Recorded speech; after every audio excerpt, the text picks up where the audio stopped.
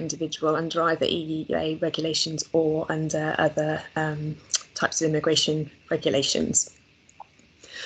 What do we mean by continuous residence? Continuous residence in this context means that the individual has lived for at least 6 months in every 12-month qualifying period in the UK. So it's sort of implying really that the UK is their main place of residence, but it does allow that individual to have moved out of the UK, perhaps back to their home country or to maybe a different country, for limited periods of time within the 12-month qualifying period. But the implication there is that the UK is their primary base of residence, so that individual must have spent at least 6 months in every 12 months of that 5-year continuous residency period in the UK. Once granted, a person with settled status has a secure status. It's called indefinite leave to remain, and that means that there are no restrictions on that individual. They have full access to live, work, access the NHS, to study, to most public funds, and to travel in and out of the UK as they see fit then on an ongoing basis. There are restrictions on how long, in terms of long-term absences from the UK, that individual can retain the settled status without losing it, but it's reasonably generous. So non-EU citizens currently under the present system, so those from outside the EU who come here to live and work, those individuals, if they have indefinite leave to remain, can only leave the UK for up to 2 years, and after that point that they lose that indefinite leave to remain. This has been extended for under the EU settlement scheme to allow people to be actually absent for up to 5 years and still retain that settled status. So it does allow for a certain amount of change of circumstances in that person's particular living circumstances. It does allow for them to go back to maybe home country or to live and work elsewhere, providing that they come back to the UK within 5 years, in which case their status is protected and they just carry on. They don't have to make any other application for immigration status. Pre-settled status, or another term for that being limited leave to remain, is the status that will be awarded to individuals who have lived for less than 5 years continuously in the UK up at the point of application. Once granted, that status, the pre-settled status, is valid for 5 years, and this allows that individual to live, work, attend a course, study in the UK, access the NHS, travel in and out of the UK for that period of 5 years. But it is a limited leave, meaning that it does expire, and it does expire after 5 years of having been granted to that individual. The intention then is that the individual, should they be intending to settle permanently in the UK and get indefinite leave to remain, that they would then need to reapply to the status scheme in order to upgrade, if you like, their status from a pre-settled status to a settled status upon them having reached the 5 years continuous residence in the UK. So, for example, somebody applying now has been in the UK for maybe 12 months. They would apply, they would get their pre-settled status. Say the settled status was granted today, it would be valid 5 years from today. And during that time, the expectation would be that if that person was looking to settle permanently, they would then reapply after another 4 years of holding that pre-settled status. So they don't have to wait until the 5 years expiry date of the pre-settled status. The advice really is to make a second application to upgrade to settled status as soon as that person becomes eligible for it. So whenever the 5th year anniversary of them having lived in the UK continuously, we would advise them to make an application as soon as possible upon reaching that. So going back to what is meant by continuous residence, this is important where individuals are granted a pre-settled status, and if their intention is to upgrade at a later date to get settled status. It means that the maximum UK absence from the UK that they can have whilst holding pre-settled status would be no more than 6 months, because to be absent for any more than 6 months in any 12-month period would impact upon their eligibility to upgrade to the settled status in the future. So you might see, or applicants might see elsewhere on Home Office guidance, that holding pre-settled status, you can be absent for up to 2 years and still retain that pre-settled status. It's a bit misleading, that, because whilst that individual can be outside the UK for up to 2 years and then come back and their pre-settled status would be maintained, they won't, as a matter of course, then be able to upgrade to their settled status in the future, because 2 years will have exceeded, will have broken the continuity of residence. So it's just something to bear in mind, which is what I'm sort of like pointing out today, because some of the Home Office guidance is quite misleading on that. So again, just to reiterate really, that pre-settled status is a sort of limited leave. It's there to protect that individual time until such a time that they are eligible for settled status. But settled status is ultimately a more secure status because it has an indefinite context with it, in that that person then is free to pretty much do whatever they want.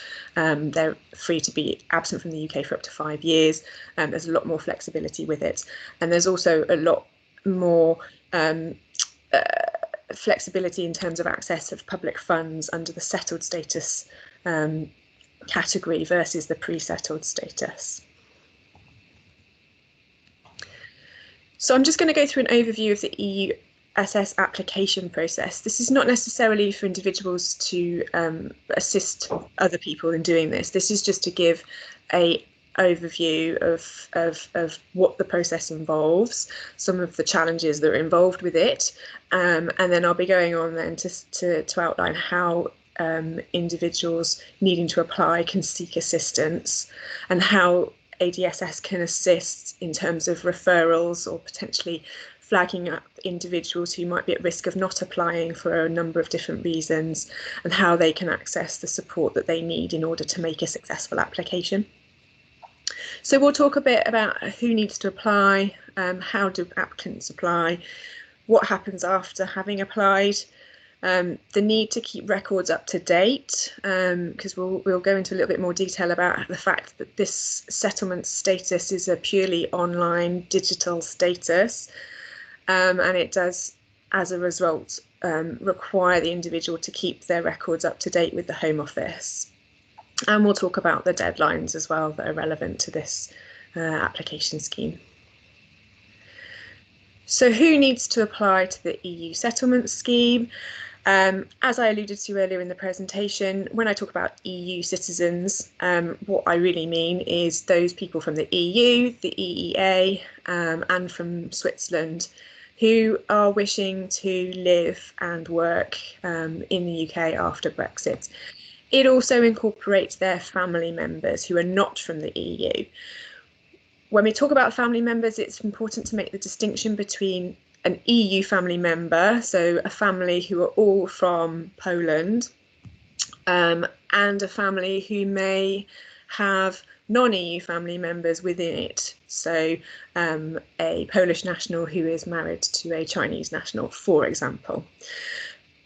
EU family members will be just treated as individuals in their own right, so they make an application to the EU settlement scheme on the basis of their EU nationality, and that's it. They do their own application in their own right. Non-EU family members, they are currently able to enjoy freedom of movement within the European Union member states as a consequence of their relationship with the EU citizen. And what the EUSS application does is it seeks to replicate that in terms of the eligibility of the non-EEA family members to apply under the EU settlement scheme alongside their EU family members. So under non-EU family members, it covers close family members, so the civil partners and spouses, children under the age of 21, and dependent parents or grandparents. Children can also incorporate grandchildren, great-grandchildren. It also extends to some extended family members who are dependent either for health or financial reasons on the EU family member. So that includes brothers, sisters, aunts, uncles, nieces, nephews and cousins, but they must be dependent on the EU sponsor. Durable partners, what we mean by that is unmarried partners who are living with an EU citizen in a relationship akin to either a marriage or a civil partnership. Generally, it requires those relationships to have been subsisting for at least 2 years, and evidence would need to be provided of that, although there is some flexibility when the couple have children together. But again, that's probably one of the more complicated routes to gaining a status for that individual, and we don't really recommend that those individuals seek guidance from a supporting organisation such as Newfields. Non-EU family members who have had a change of relationship with their EU family member, either through divorce or through death, can also still apply under certain circumstances, as can the non-EU primary carers of British or EU national children or adults. It's worth pointing out that Irish nationals, whilst they are, Ireland is a member state of the EU, the UK has its own relationship with Ireland, as such that Irish and British nationals have their own version of freedom of movement between the two nations. This means that Irish nationals don't need to apply under the EU settlement scheme, but if they have non-EU family members, they will need to apply. And in certain circumstances, it becomes administratively easier if the Irish national does apply through the EU settlement scheme. They're not precluded from doing so, they just don't need to. Again, that's probably a circumstance under which we would advise that individuals seek some additional support in making their application if this circumstance applies to them. I'm just going to talk a little bit about caregivers, because they are individual circumstances that you may not ordinarily think would come under the EU settlement scheme, but because they are incorporated into certain EEA regulations, they've been assimilated into the EU settlement scheme that replaces freedom of movement post the end of this year. So that includes Zambrano carers who are non-EU citizens, but who are the primary carers for a British child or adult who lives in the UK, and that their removal from the UK, if they weren't allowed to stay in the UK, would effectively then require the British citizen to also leave the UK and the EU entirely. It also covers those primary carers of self-sufficient EU citizens.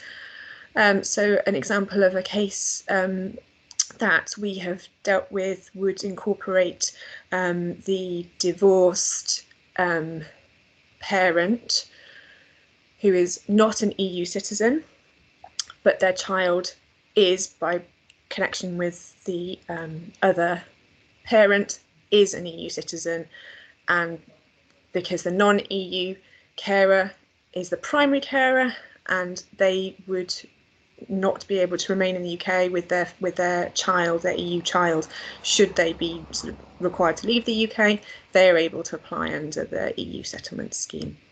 And then there's also a provision for those primary carers of EU citizens who are in education. How to apply for the EU settlement scheme? It is predominantly an online process. The vast majority of individuals will be required to submit an online application, which is a two-stage approach whereby the individual has to verify their identification. in some capacity, and I'll talk about that in the next slide, how that's done, and then fill out a online application form.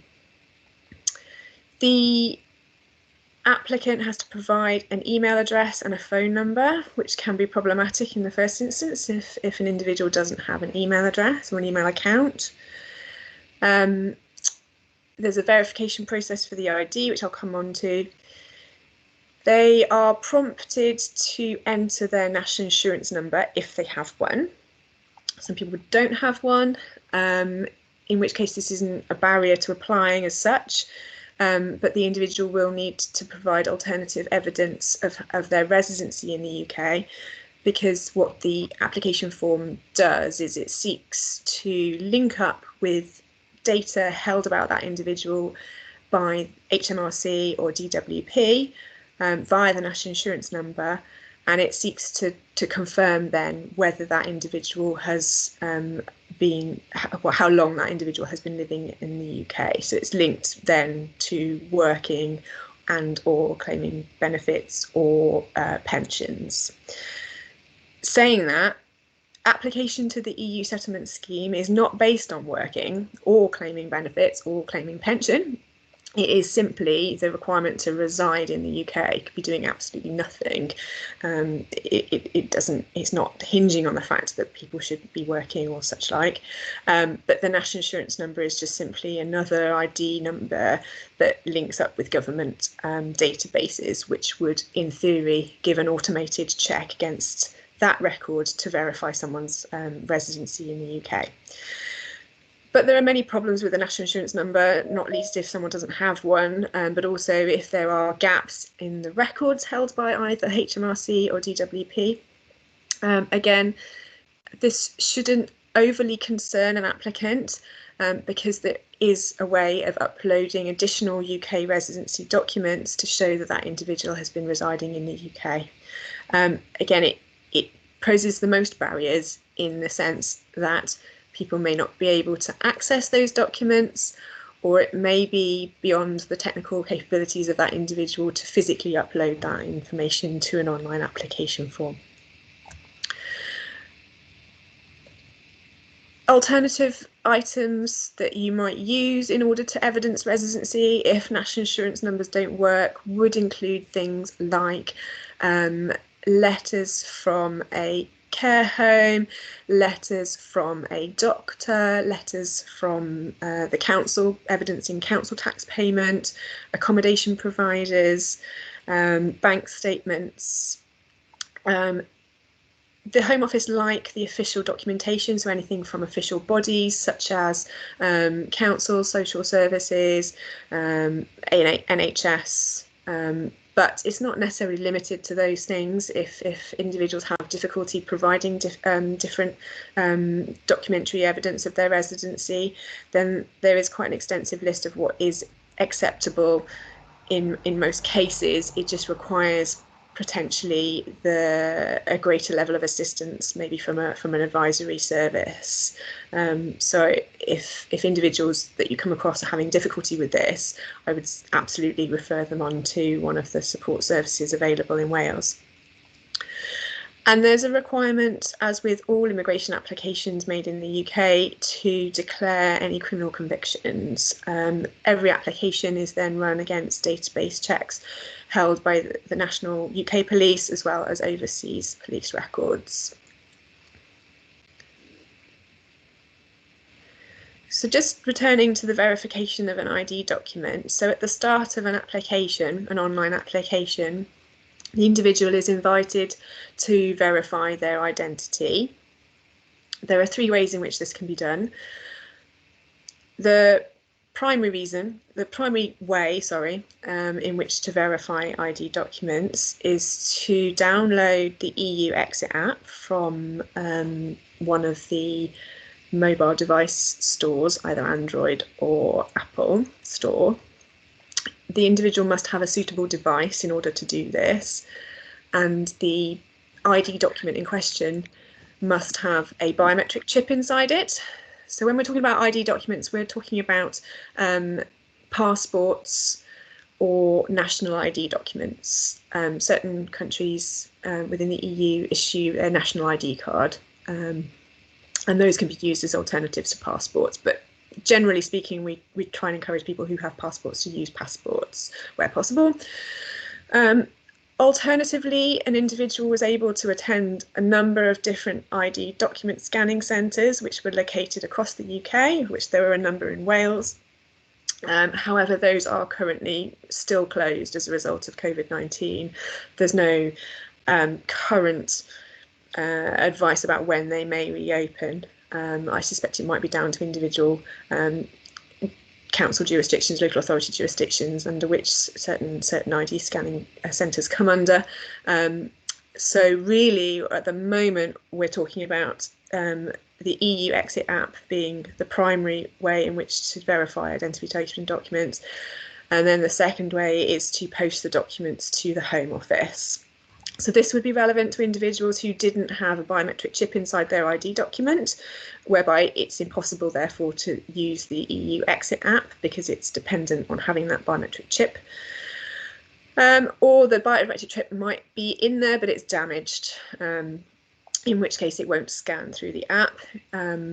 Individuals can then post their documentation off to the Home Office. This sounds like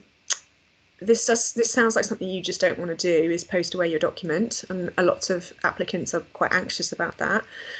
Our experience to date has been fairly positive in the sense that the applicant, after filling out the application form, is given an address by which to send their document to the Home Office. They send off the document, the Home Office receive it, scan it, do what they need to do with it, and return it immediately. They don't hold on to that document any longer than they really need to. And in our experience, the documents have been sent and returned back to us within probably about 10 days.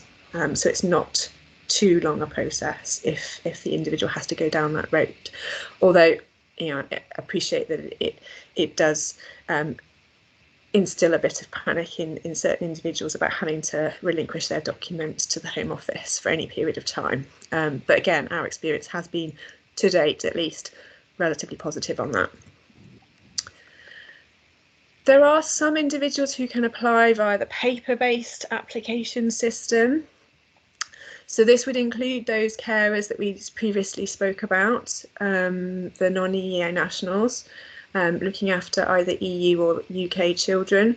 It also covers individuals under the Surinder Singh route, which loosely is a non-EU national who has lived with a UK national in another EU member state, and then that UK national wants to come back to the UK, bringing their partner typically with them, and that individual would be able to apply under the EU settlement scheme.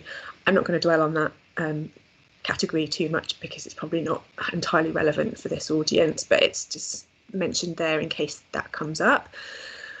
And applicants without valid ID documents. So there are a number of individuals who either have an ID document but it's expired, or who may never have had an ID document, or who have lost and cannot replace an ID document.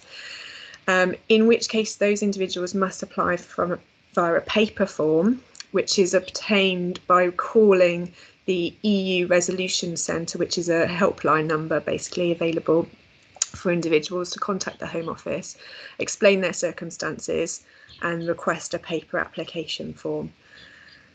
The applicants must still provide an email address and phone number because their status, once granted, will still be an online status. It won't give rise to a paper document or a hard copy document of any description. That status will still be transferred onto an online system, so they'll need an email address for that. The individual will provide alternative evidence of their ID in the case where they haven't got a valid ID document. In the case where they have got a valid ID document but they're using the paper form for another reason, this would be the method in which an individual would have to post their application and post their ID document to the Home Office. But again, the paper form goes off to the Home Office along with the ID document, but the ID document is returned quickly, and then the Home Office continue to process the paper application and any other supporting documents without holding on to the individual's ID document. So it is sent back relatively quickly. The individual then provides evidence of their UK residency, either through their national insurance number or through the additional documents. And they are also asked to declare any previous criminal convictions. What happens after the applicant's applied? So we talked at the beginning of the session about pre-settled, the difference between pre-settled and settled statuses. So the application is submitted either online or via the paper form. The individual will get confirmation from the Home Office to confirm that the application has been deemed by them to be valid and that it's under consideration. So that's the evidence that that individual has applied. Again, that is sent by email if the individual has applied online, and it will be sent in the post if the individual has applied via one of the paper forms. Again, pre-settled status is valid for 5 years, and applicants must reapply during that time once they meet the eligibility for settled status. And they meet the eligibility for settled status, hopefully, once they've reached 5 years continuous residency in the UK. If the individual is granted settled status, it's great news. That individual has got their indefinite leave to remain, they've got their settled status, and they never have to reapply for through any system ever again, unless they go away from the UK for quite a substantial period of time. So we're really aiming for as many people to get settled, who are eligible for it, to get settled status as possible, because it means that they can essentially forget about making any future application, other than to keep their status profile updated, which we'll talk about a little bit in a minute.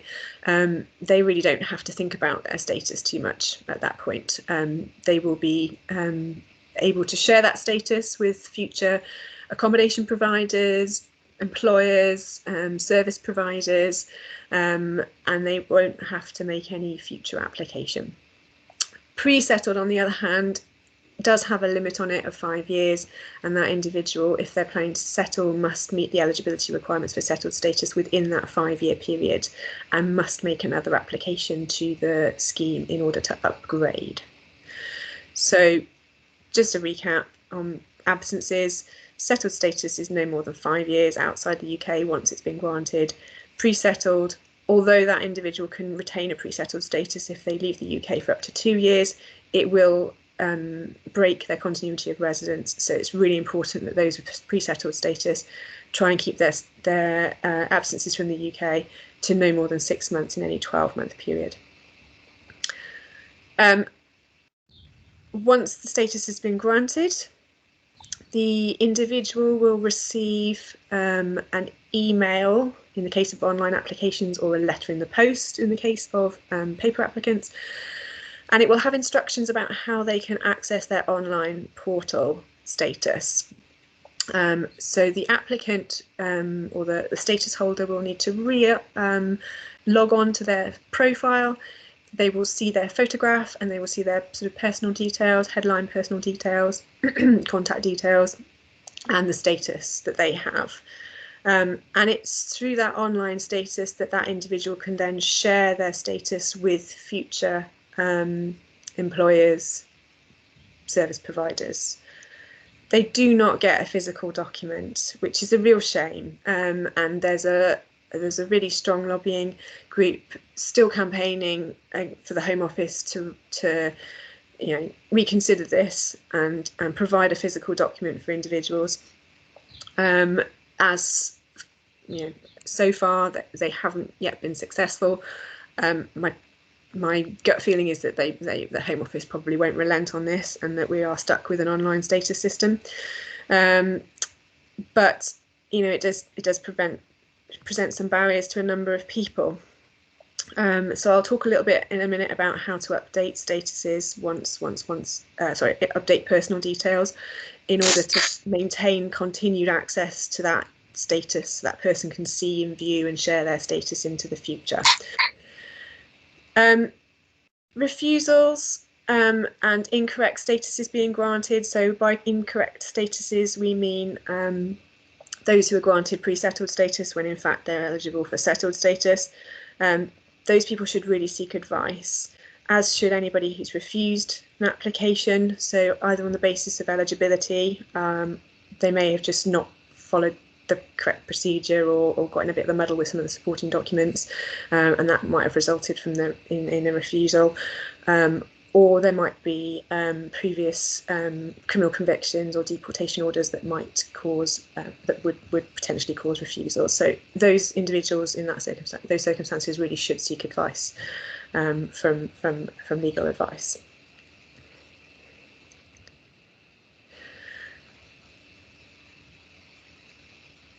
Individuals, applicants, should keep safe all emails or letters from the Home Office. Those emails and letters will have instructions about how to re-access statuses. They should also keep any information that they put into their application regarding security questions, for example. So the application form will ask the individual for 3 security questions at the end of every application, whether that's an online application or a paper-based application, and those are the similar variety to those that you would get if you were using your telephone banking, for instance. So if the individual, for whatever reason, loses access to their online portal, there will be a customer resolution helpline that they can call, but they might be asked to verify their identity by answering a few security questions. But on the basis that hopefully most people will be able to view and share their statuses via their online portal, they will log on to a website using their ID document number, the one that they used to make the application, their date of birth, and then they will be sent a one-time access code. Again, a bit similar to using online banking for certain banks. They will get sent this access code either to their email or to their phone number that they registered as part of the application process. They type that in and then they get access to their status online. This means that it's really important to keep details up to date. So if the individual changes their email address, their phone number, or their ID document, they need to make sure that they update it before they lose access to those things, because there's a sort of verification process whereby which the individual will be sent one-time access codes to those old email and old phone numbers in order to change them to a new one. This is another area where individuals who are not digitally savvy or who are digitally excluded or don't have access to the internet or computerized devices will probably need the help of a trusted person in order to do these things. Again, there are instructions within the emails and documents that are sent from the Home Office once that individual has a status, but for some people that will still be quite a complicated aspect of keeping their contact details up to date. So these are the key deadlines. To apply under the EU settlement scheme, EU nationals and their family members must arrive in the UK by the 31st of December. And then they have the following 6 months then in order to make an application. So the application deadline is going to be the 30th of June 2021. There is an option for family reunion, so an EU citizen already living in the UK by the 31st of December will make their own application to the EU settlement scheme by no later than the 30th of June. And then they can bring family members to the UK after the end of the transition period, up to and including the 29th of March 2022. The individual applying to join will need to make an application for a family permit in order to enter the UK. At the moment, the guidance only talks about family reunion in the context of non-EU family members, but it is our understanding that that will switch at the end of this year to include EU family members. But it's a little bit difficult to advise people at the moment because there just isn't a great deal of information about family reunion, because the transition period is still in place and therefore freedom of movement is still active. But just to let you know that is potentially an option into the future for family members to join those EU family members who are already in the UK. But it is an important point that those family members who are EU must arrive by the 31st of December to be eligible to bring family members at a later date. So this is just a list of some of the challenges that we've experienced in assisting people so far. So lack of access to ID document scanning devices, that's the EU exit app and the document scanning centres, which are currently closed due to COVID. So that does present quite a problem for a number of individuals, as does the digital exclusion and technical issues. I've helped individuals with what really should be quite straightforward applications, but the technical issues, Wi-Fi dropping out, difficulty uploading documentation, unsuitability of the devices that the individual is using to make their application. There are all sorts of technical problems that can come over and above the person being simply just digitally excluded. It just could present barriers to them in any case, just from annoying things that just make the application more complicated than it needs to be. One of the things I thought I would mention is one in this context is lack of mental capacity, and how that impacts upon people, and I'll cover that briefly in the next slide. Gaps in national insurance records, so when the individual uses their national insurance number to try and verify their residency in the UK, particularly I found with individuals who are retired or people who have previously been self-employed. The national insurance records held by DWP and HMRC can be terrible, and they just don't give a consistent record. So that then means that the individual has to go through the extra process of uploading documents. So while it doesn't stop that individual from making the application, it does present another sort of obstacle for them to have to get over and through, and for which they might require additional assistance. We do find that people are willing to accept pre-settled status when actually they are eligible for settled status, and we really try and encourage people not to do this, for all of the reasons that we've mentioned prior to now. Gaining that settled status is ultimately a more secure status, and it means that that person doesn't have to worry about reapplying in the future or remembering to reapply in the future. And for that reason, and for reasons that they gives them enhanced access to some social security benefits, and also enhanced absences, so they can be absent from the UK for a much longer period if they're granted settled status. We really do try and encourage people to not accept a pre-settled status just because it's easier, or because they find that the application process is too complicated. Please do that individual to seek help in order to get them the status they're entitled to. Processing delays is another challenge. Oh my goodness, it was quite bad before COVID, but it's just so unpredictable now to try and ascertain how long somebody might be waiting for a status outcome. I've had one individual who I applied in the morning and was granted a status by the afternoon, and then I've had other individuals who were not in as complicated circumstances by any stretch of the imagination, who have taken up to 8 months. And it's really impossible to tell at the moment how long it might take to get an outcome, which is incredibly frustrating for the individuals applying. But there's very little that we can do about it. We do act on behalf of individuals to ring up the EU Customer Resolution Centre and ask for updates. However, that is another challenge in itself, in that the EU Customer Resolution Centre call handlers aren't really equipped to give a great deal of information. They're not always particularly helpful, and you're not really able to leverage any kind of expedition or expediting of any applications through that route. But if individuals do come across problems, or they are waiting an excessive amount of time, then we would encourage them to get in touch with us, and we can try and see what we can do in terms of assisting them to find out what's happening with their application.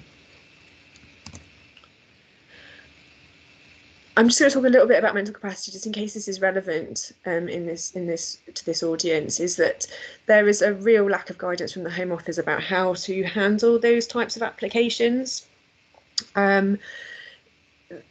Basically, there needs to be a legal representative with lasting power of attorney, a deputy appointed by the Court of Protection, or a litigation friend in order to act on that behalf of that individual. And that person acting in the capacity of making an application on behalf of an EU citizen must be satisfied that they have the authority to do so and are acting on the person's best interest in accordance with the Mental Capacity Act. We haven't dealt with a huge number of these people in these circumstances. We're having a real difficulty in finding them, basically, and pinpointing them in order to find out what their circumstances are, what levels of legal representation or those lasting power of attorneys or deputies that have been appointed to that individual to deal with matters on their behalf. We're really finding it difficult to find out where those people are and find out what their circumstances are in order to give them any best advice about how to proceed. So I really would be keen, if this comes up in any capacity through any of the work that this organisation is doing, I'd be really grateful if maybe we could work together to flag up where these people are, so that we can best approach them and advise them, or they can approach us for advice. So I've given an overview now of what the process is, generally speaking. Again, just to reiterate, this is not on the expectation that any individual attending this webinar should then go away and advise people. But it's just to give an overview for those who aren't maybe as familiar with the EU settlement scheme about what it entails and some of the challenges that are presented to individuals who are going through the process. So again, the difficulties that individuals might encounter could have been foreseen and were identified by the Welsh Government in terms of individuals who would need to be made aware of the EU settlement scheme, who would need to be informed about who has to apply and by when, and then provide them with the support services in order to make an application and a successful application to the EU settlement scheme. So they created the EU Citizens Immigration Advice Service, of which Newfields Law is a part. A lot of the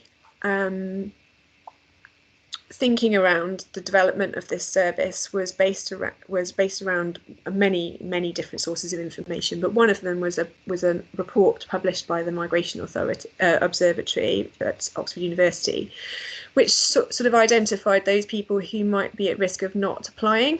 So they talked about vulnerability in terms of those people who would fall through the cracks potentially and who wouldn't make an application to the EU settlement scheme.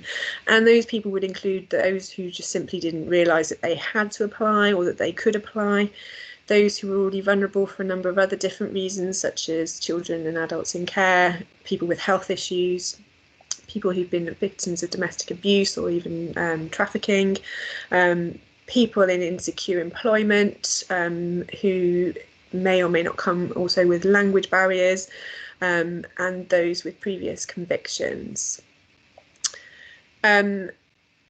Also, given the nature of the application process, it was acknowledged that there would be a significant number of people that would be digitally excluded from the system on the basis that they didn't have access to or knowledge of how to use the online application system. and then also individuals who simply wouldn't be able to provide some of the eligibility documentation, so either ID documents or evidence of residency. For instance, if individuals had never appeared on a household bill or didn't have their own bank account, or who had been homeless. We are finding a number of individuals who, from a sort of official perspective, don't exist. They don't appear on the council tax bill, or they don't appear on any utility bills, and they don't have any bank account of their own. So it's looking at what alternatives there are, and if there aren't alternatives, making representations to the Home Office to explain why there are a limited number of documents that that individual can supply. And this is a list of the organisations that make up the EU Citizens Immigration Advice Service. Some of these organisations are funded by the Welsh Government, and others are funded by the Home Office directly. But everybody on that list is able to offer advice and support to the individuals residing in Wales who need to make an application to the EU settlement scheme.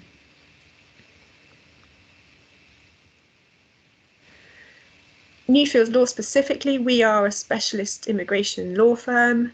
We're based in the city centre of Cardiff, and we deal with a lot of different aspects of immigration law. The only thing we don't cover really is anything in relation to asylum. But we deal with non-EU immigration, and since the introduction of the EU settlement scheme, we will advise and support applicants to make applications through that immigration route, and we're funded by the Home Office to deliver that service, which means that the service is available under both Newfields Law's service and under those other services that were listed on the previous slide. Support and guidance is free of charge to the end users, so it means that there is no financial barrier. There should be no financial barrier to the individual seeking advice and guidance from one of our services, including Newfields Law. A lot of people are still under the assumption that they have to pay. A lot of people have gone to legal advisors and have been charged for the advice, and in some instances quite large sums of money. So we're really seeking to raise awareness amongst the EU citizen population in Wales, as well as any stakeholders, that there are these free of charge immigration services available. And we've been doing that in a number of different ways, but our service has had to change as a result of COVID-19. So we're talking really since the middle of March. Our campaigns have been quite different in terms of our activities, but we were providing a provision of public-facing advice of a generic nature to raise awareness amongst the relevant populations, and to promote these services available in order to submit an application, engaging with various different stakeholders and relevant organisations. We were doing a lot of physical face-to-face activities, such as public attendance at public spaces in civic centres, libraries, at community cohesion events all across Wales. As I'm sure you'll appreciate, that's had to stop as a result of COVID-19. So we've been doing more digital awareness raising through webinars like this, through social media campaigns, through continued collaboration with various different employers, the NHS, vulnerable persons groups and stakeholders. But we appreciate that any kind of digital marketing and digital public awareness campaigns are really not getting to the crux of the matter of the people that we're trying to assist, who are already digitally excluded. So we're really keen to work with as many stakeholder organisations to sort of reach out to people in other ways, in ways which frontline workers might still be working face to face with those individuals, and who can maybe raise awareness of the schemes through that, in collaboration with us through those avenues. And then a bit about our individual advice service. So we'll provide the free of charge service to individuals needing to make an application to the EU settlement scheme, both in terms of preparing them, physically submitting the application, and then any follow-up work that is required post submission of the application. That's just some of a sort of like more comprehensive list about what we're able to do for people.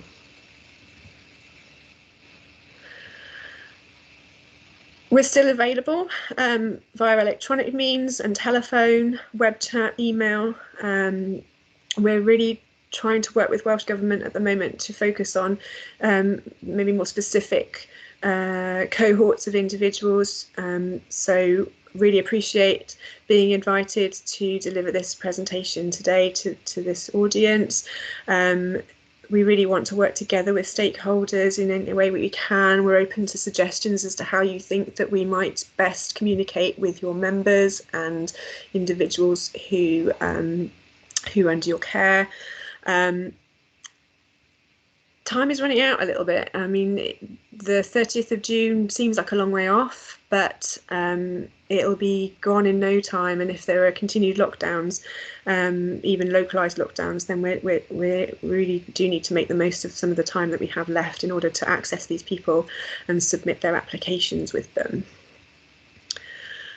So it's a bit of an appeal really to ADSS really as to how we might be able to work together in order to help people to make these applications. And one way would be really grateful if you would be able to advertise this service to EU citizens who either work within social services professions or EU clients under their care.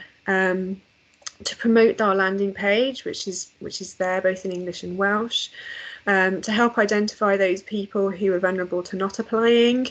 Please refer individuals to an advice service, and we really want to work in collaboration with individuals within the sector to be able to offer the best and most supportive advice and guidance to the EU staff or clients within the social services sector. We have the immigration knowledge, we have the ability to help those individuals even in more complex circumstances to make those applications. But we'd really appreciate some assistance with sort of finding those individuals so that we can best support them. I'm not going to go too much into what will happen after January 2021. We are in a bit of a strange situation whereby the end of the transition period is 31st of December this year.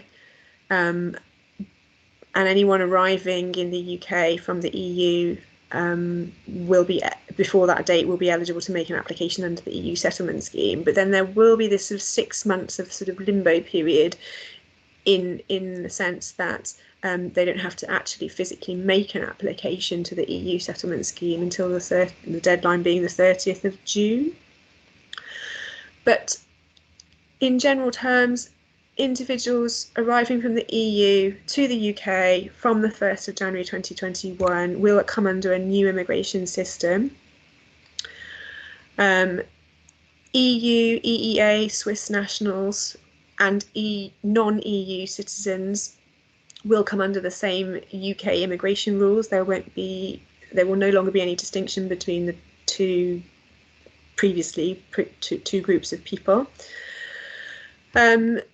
Most individuals coming who wish to work will have to apply through a skills-based system, meaning that they will have to be occupying jobs at a certain skill level and a certain salary threshold.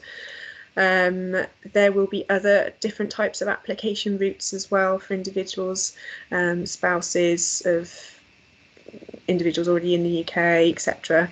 But there won't be any distinction between those new arrivals from the EU and new arrivals from outside the EU. The Home Office have said that they will retain the applicants will retain the ability to apply to the EUSS beyond June 2021, but they have said that late applicants will have to justify why they have not applied by the application deadline, and we would expect the Home Office potentially, not to be as lenient. Well, they will have their own. List of what comprises of a compassionate or compelling reason for not having applied by the deadline. They are unlikely to publish that list, so it's not particularly helpful in terms of advising people what will and won't be acceptable in terms of a late application. But we're expecting things like serious health conditions, those who haven't got a legal power of attorney in place, and therefore there is no one in order to make an application on behalf of somebody who has lack of mental capacity, and there's the legal process by which that individual, a legal representative, would have to go through in order to obtain that. So those types of scenarios are more likely to be acceptable than somebody who simply didn't know they had to apply, for instance. We just don't know how lenient the Home Office are going to be on those justifiable reasons for late application.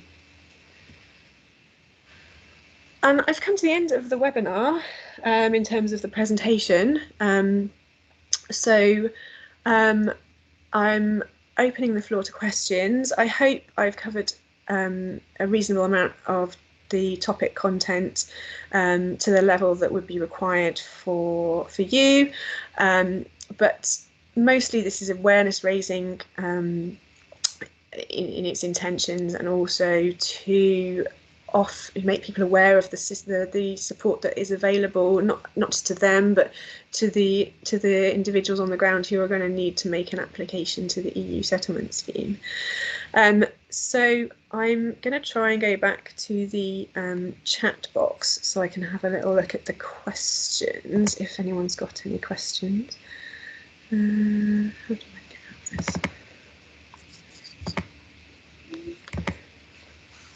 Oh, sorry, there was one more slide, but I'll go back to the questions now.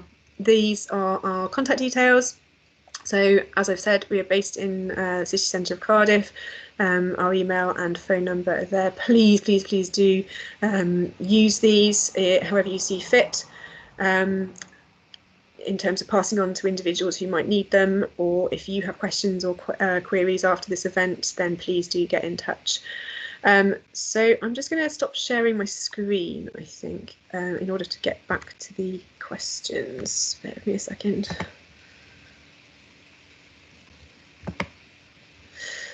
Oh, right, okay, I'm back.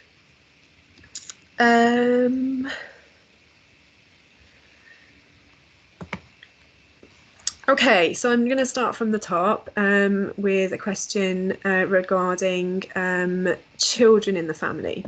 Do parents need to apply up to a certain age or 18? What happens about keeping statuses updated, particularly if for older children who may be estranged?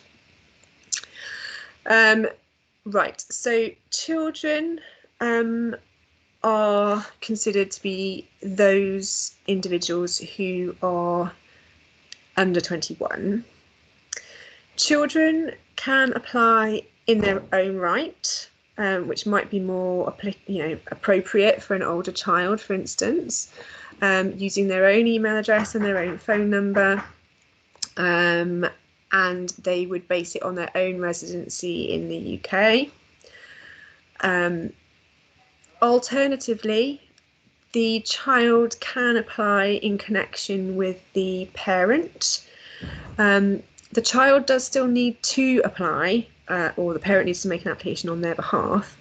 The status is not automatically transferred or imparted onto the child just because the parent has made an application. Each EU citizen, no matter what their age, has to make an application in their own right. But in the case where a child application is linked to a parent application, it's possible for the child to be awarded the same status, a pre-settled or a settled status, as the parent, regardless of how long that child has either lived, in the case of very young children, or who have lived in the UK. So, for example, a child of 1 or 2 years old, it would be most appropriate for them to apply in connection with their parent. Their parent would apply first. They would get a unique application reference number, which the parent would then input into their child's application. And whatever status the parent was granted at the end of the application process, be that settled or pre-settled status, the child would get the same status. So even though a 1 or 2 year old child obviously has not lived in the UK for 5 years, they would gain the same status as their parent if the parent had themselves been resident in the UK for 5 years and therefore eligible for settled status. The digital nature of the application does throw up this problem whereby relationships may change, may break down in the future, and if a child's application has either been done by the parent or was linked to the parent, it might present problems for that child should they become estranged from their parents in the future. It's a difficult one. Older children, I would certainly recommend that they submit an application under their own email and phone number. They can still connect their status up to that of their parents in terms of residency. That will never change. The child has to evidence that the parent they're claiming is their parent is actually their parent, so they submit their birth certificate. But once that child's gained a status, if the relationship breaks down with the parents, that won't change. Their status is still their status. They've been deemed eligible for it, and in which case they retain it. The issue arises around contact details and whether that child can then re-access their status in the future. My response to that is if it comes to pass that child can't re-access their status in the future, then to ring the EU resolution helpline and go through a process by which they would verify their identity over the phone or via an online portal, and they can, in those circumstances, arrange to change the contact details linked to the application or the status to that of the child. Moving on to the next one. How many applications have you made for individuals lacking mental capacity? Well, maybe 1 or 2.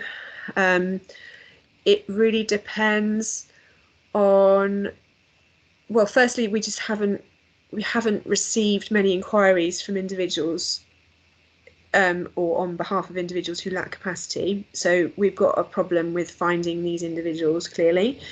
And the problems really boil down to whether a legal representation with lasting power of attorney or a deputy assigned by the Court of Protection or a litigation friend has been assigned to that individual who then has the authority to make an application on their behalf.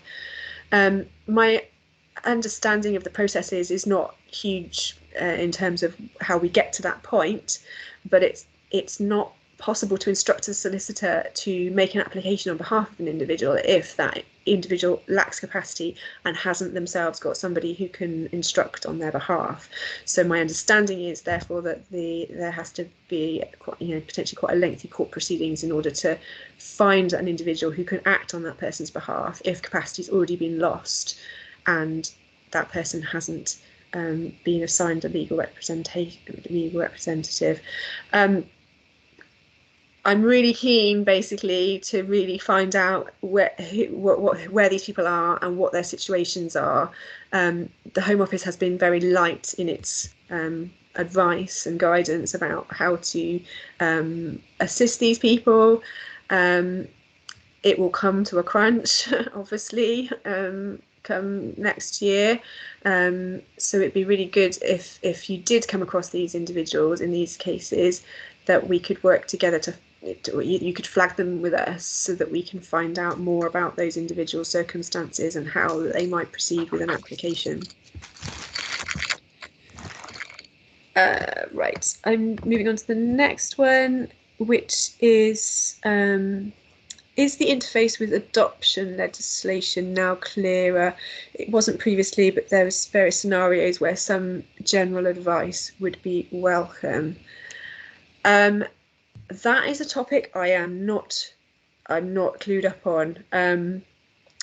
Again, I haven't come across a lot of situations where a child has been adopted and the adopted parent is making an application on their behalf. There is a whole document issued to local authorities about how to assist children in care, but I understand, you know, that might come outside of that particular advice document. That's something I will have to get back to you on, Suzanne. I will make a note of your question and get back to you. If maybe you could drop me an email so I can have your email and your contact details, and then I can respond to you with that. Or if you've got any further details on a particular scenario you have in mind, then perhaps I can look into it specifically for you.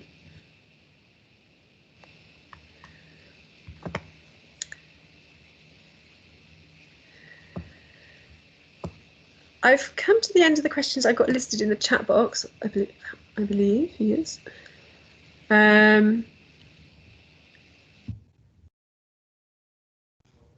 Does anyone else have any questions?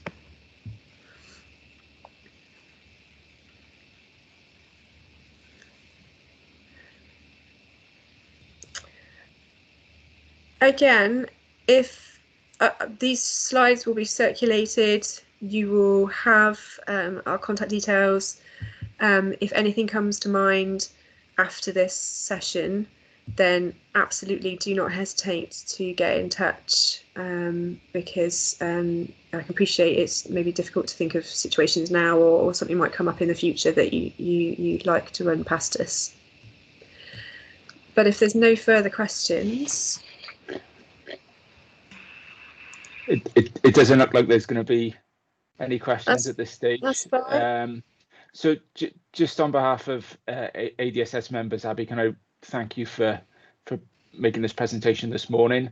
For those attending, it has been recorded and we'll be putting it on the website, and we'll be emailing it out along with